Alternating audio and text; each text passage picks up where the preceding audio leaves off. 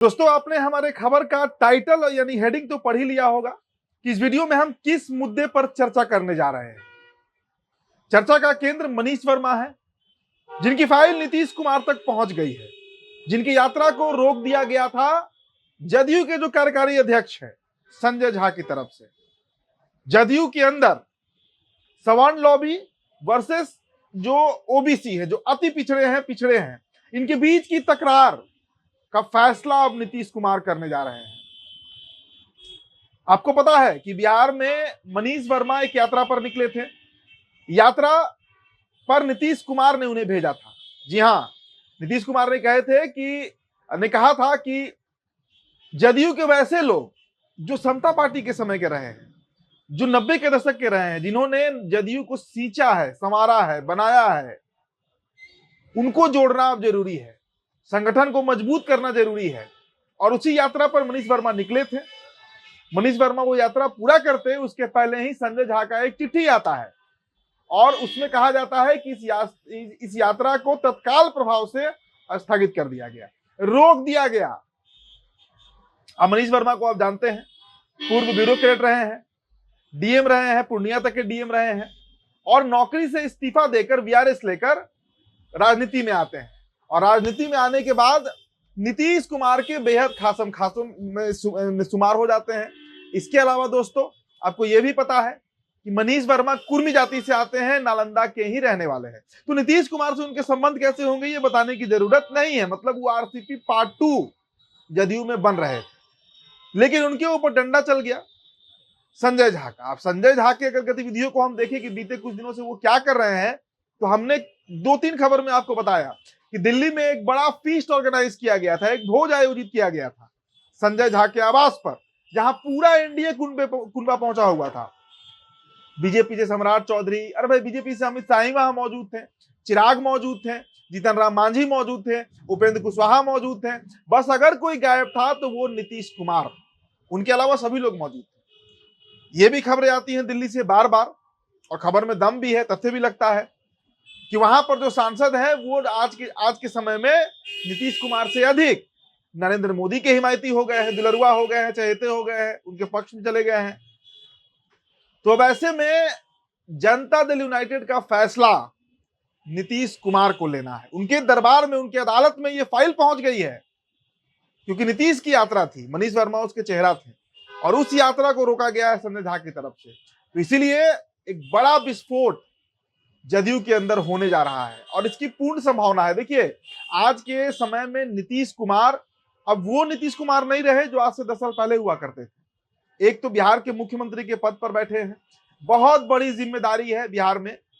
इसके अलावा पार्टी के राष्ट्रीय अध्यक्ष भी खुद बन बैठे हैं। तो ये जो डबल रोल है, ये जो दोहरी जिम्मेदारी है नीतीश कुमार के ऊपर, शायद संभल नहीं रहा है। लेकिन अब एक्शन होगा और एक्शन संजय झा पर हो सकता है, इसकी पूर्ण संभावना है। ललन सिंह भी इस गुट में शामिल है और इसीलिए मैंने कहा कि एक बड़ा लॉबी जदयू के अंदर ऐसा बना है जो सवर्णों का है, जो भूमिहार ब्राह्मण का है, राजपूतों का है, और एक अति पिछड़ों का है, लवकुश का है। अब पार्टी में ना उमेश कुशवाहा की चल रही है, ना मनीष वर्मा की चल रही है, तो ये शायद डाइजेस्ट नहीं होगा नीतीश कुमार को। तो देखिए, नीतीश कुमार की अदालत में ये फाइल तो पहुंच गई है, लेकिन इसके अलावा एक और अपडेट आप जान लीजिए, जिसकी चर्चा देखिए रोजाना होती है खूब। जो पॉलिटिकल लॉबी है पटना से दिल्ली तक, वहां पर इसकी चर्चा होते रहती है। नीतीश कुमार के सुपुत्र इकलौते बेटे निशांत को लेकर कि निशांत की क्या भूमिका होने जा रही है, क्योंकि जिस तरीके से निशांत, हालांकि अभी तो एक्टिव नहीं दिख रहे हैं, लेकिन इस बात से हम इनकार नहीं कर सकते हैं कि निशांत पहले से ज्यादा एक्टिव है राजनीति में। कई तरह की कभी कभी तस्वीरें आ जाती हैं, कभी नीतीश कुमार के साथ, कभी कुछ।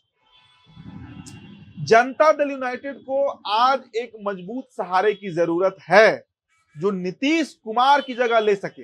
हम ये नहीं कह रहे कि नीतीश को रिप्लेस कर सके। देखिए, नीतीश कुमार का कहीं कोई ऑल्टरनेटिव बिहार में है ही नहीं, जदयू में कहां से होगा। लेकिन हाँ, उनके समकक्ष ना सही तो कम से कम एक ऐसा व्यक्ति, एक ऐसा नेता, एक ऐसा युवा जदयू को अगर मिले जैसा निशांत है, तो शायद इस पार्टी का कोई भविष्य हो सकता है। क्योंकि उनके अलावा दूसरा कोई भी चेहरा हो, आप अशोक चौधरी कह लीजिए, ये जो एक और चौधरी, विजय चौधरी हैं, इनके अलावा आप ललन सिंह कह लीजिए, इनके अलावा आप संजय झा कह लीजिए, किसी भी नेता के नाम पर जदयू तैयार होगी ही नहीं। जदयू का मतलब अगर एक नेता तैयार होगा तो दूसरा छटकेगा। पार्टी में टूट का डर है, कई तरह का डर है। इसीलिए निशांत कुमार की भी चर्चा एक बार फिर तेज हो गई है, खासकर तब से जब से मनीष वर्मा की यात्रा स्थगित हुई है। और देखिए, हमेशा होती है कि 2025 के विधानसभा चुनाव में एक बड़ा रोल, एक बड़ी भूमिका नीतीश कुमार जो है वो अपने सुपुत्र को दे सकते हैं, निशांत को दे सकते हैं। और अगर नहीं भी देते हैं तो ये आप मानकर चलिए कि 2025 का जो विधानसभा चुनाव होगा उसमें निशांत नीतीश के साथ दिखेंगे जरूर। हालांकि देखिए, नीतीश कुमार कुछ मामलों में बड़े अड़ियल हैं। जब तक वो एक्टिव पॉलिटिक्स में है, राजनीति में है, और जब तक वो राजनीति में है तब तक वो सीएम बने ही रहेंगे। तब तक निशांत की एंट्री भले ही जदयू में ना हो, लेकिन जैसे ही नीतीश कुमार की रिटायरमेंट होगी तो निशांत की एंट्री भी हो सकती है। क्योंकि जदयू एक ऐसे स्टेज पर खड़ा है जहां पर कभी भी बड़ा विस्फोट हो सकता है। पार्टी में हमेशा टूट की चर्चा होती है। और आज जनता दल यूनाइटेड वो जेडीयू नहीं है जो आज से 5 साल 10 साल पहले हुआ करती थी, जिस पर नीतीश कुमार का ग्रिप हुआ करता था। अब बातें पहली वाली है ही नहीं भाई। अभी देखिए, तिरहुत में जो हार हुआ वो जदयू के भीतर घात के चलते हुआ है। बहुत ऐसे लीडर्स हैं जो अंदर ही अंदर जदयू को डैमेज कर रहे हैं, खा रहे हैं, और इस सब का भनक नीतीश कुमार को है। लेकिन शायद नीतीश कुमार आज या तो मजबूर है, लाचार है, या हो सकता है कि इंतजार कर रहे हो सही समय का अपने सुपुत्र को लॉन्च करने के लिए, बेटे को लॉन्च करने के लिए। मसला जो भी हो, लेकिन मनीष वर्मा का जो प्रकरण हुआ है उससे नीतीश कुमार जरूर गुस्से में है। उनकी अदालत में फाइल पहुंची है, मामला पहुंचा है, और सुनवाई जब होगी तो आप देखिएगा जदयू के अंदर एक बड़ा विस्फोट होगा, जिसमें कई नेताओं पर गैस गिरेगी, जिसमें ललन सिंह भी हो सकते हैं, जिसमें संजय झा भी हो सकते हैं, बहुत सारे नाम हो सकते हैं इसमें शुमार। तो देखिए अब क्या होता है। फिलहाल दोस्तों इस चर्चा में इतना ही। प्रणाम, उदित तारन है। अभिया तो पर वीडियो आप देख रहे थे। बहुत बहुत शुक्रिया।